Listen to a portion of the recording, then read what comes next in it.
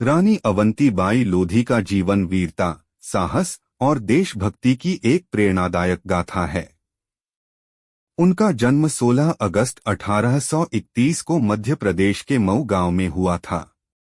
वे लोधी राजपूत परिवार से थीं और उनके पिता का नाम राव जुझार सिंह था। उन्हें बचपन से ही घुड़सवारी, तलवारबाजी और युद्ध कौशल की शिक्षा दी गई थी। उनकी शादी रामगढ़ के राजा विक्रमादित्य सिंह से हुई थी, जिससे वे रामगढ़ की रानी बनी।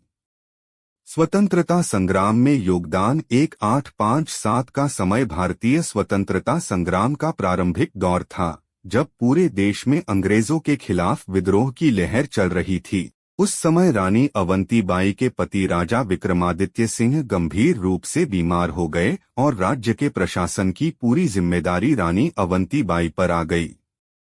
इसी दौरान अंग्रेजों ने रामगढ़ को अपने कब्जे में लेने की कोशिश की, लेकिन रानी अवंतीबाई ने इस प्रयास का दृढ़ता से विरोध किया। रानी अवंतीबाई ने अपने राज्य और प्रजा की रक्षा के लिए अंग्रेजों के खिलाफ युद्ध की घोषणा कर दी। उन्होंने एक बड़ी सेना तैयार की और अंग्रेजों से युद्ध करने के लिए तैयार हो गईं। उन्होंने बहादुरी से युद्ध किया और अंग्रेजों को कड़ी चुनौती दी। हालांकि अंग्रेजों की संख्या और संसाधनों की तुलना में उनकी सेना छोटी थी, लेकिन उनके साहस और रणनीति ने अंग्रेजों को काफी समय तक रोके रखा।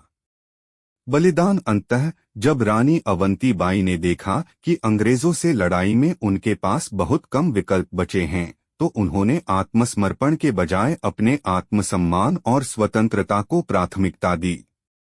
उन्होंने अपने सम्मान और स्वतंत्रता की रक्षा के लिए 20 मार्च 1858 को अपने जीवन का बलिदान दे दिया। उनका यह बलिदान भारतीय स्वतंत्रता संग्राम के इतिहास में स्वर्ण अक्षरों में अंकित है। विरासत रानी अवंतीबाई का नाम आज भी भारतीय स्वतंत्रता संग्राम के महान नायकों में सम्मान के साथ लिया जाता है। उनकी वीरता, साहस और बलिदान को याद करने के लिए उनके नाम पर कई स्मारक और संस्थान बनाए गए हैं। उनकी कहानी आने वाली पीढ़ियों को देशभक्ति और साहस का संदेश देती है।